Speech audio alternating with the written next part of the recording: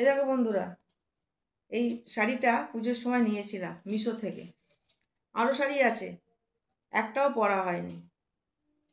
হ্যাঁ, অন্যগুলো পরেছি, কিন্তু এইগুলো পরা হয়নি। তো এই একটা বার করেছি, এটা সামনে অনুষ্ঠান আছে, পরে যাব বলে।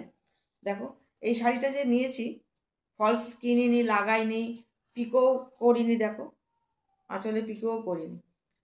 তা এ দেখো, একটা ফলস পার, আমার পুরনো শাড়ির ফলস পার। আমার এরকম অনেক ফলস পার আছে।